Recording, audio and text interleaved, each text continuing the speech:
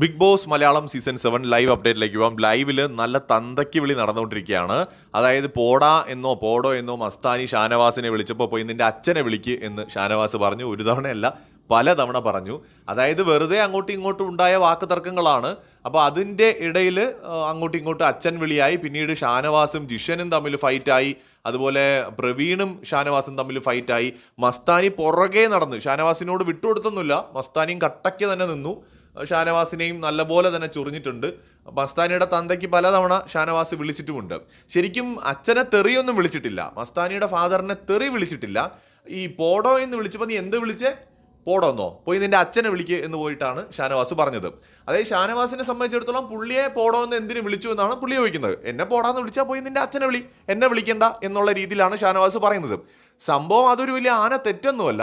പക്ഷെ ബിഗ് ബോസിനകത്തേക്ക് വീട്ടുകാരെ അനാവശ്യമായിട്ട് വലിച്ചിടണ്ട എന്നുള്ളതാണ് എൻ്റെ ഒരു അഭിപ്രായം.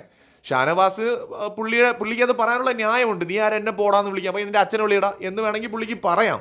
പക്ഷെ അത് എനിക്ക് ബിഗ് ബോസ് എന്ന് പറയുന്ന ഒരു പ്ലാറ്റ്ഫോമിൽ നിന്നുകൊണ്ട് അത് ചെയ്യുമ്പോൾ എന്തോ അത് അത്ര നല്ലതായി തോന്നുന്നില്ല. അതായത് കേട്ടോണ്ടിരിക്കുമ്പം ഒരു അരോചകമായിട്ട് തന്നെയാണ് ഞാൻ സത്യസന്ധമായിട്ട് പറഞ്ഞാൽ എനിക്ക് തോന്നുന്നത്.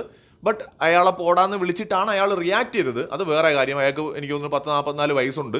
അപ്പോൾ 10, 28, 30 വയസ്സുള്ള മസ്താനി പോടോ എന്ന് വിളിക്കുമ്പോൾ അയാൾക്കത് ചൊറിയും. ഉറപ്പായിട്ട് ചൊറിയും.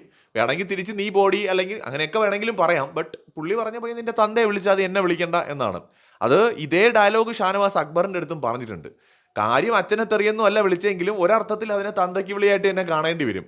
അതാണ് എല്ലാവരും ഷാനവാസിനെതിരെ തിരിയാൻ കാരണമെന്നാണ് എനിക്ക് തോന്നുന്നത്. ഷാനവാസിനെ പോടോന്ന് വിളിച്ച തെറ്റ് തന്നെയാണ്. പുള്ളി അങ്ങോട്ട് എടിയെന്ന് വിളിക്കാതെ പുള്ളിയെ വിളിക്കുന്ന തെറ്റാണ്.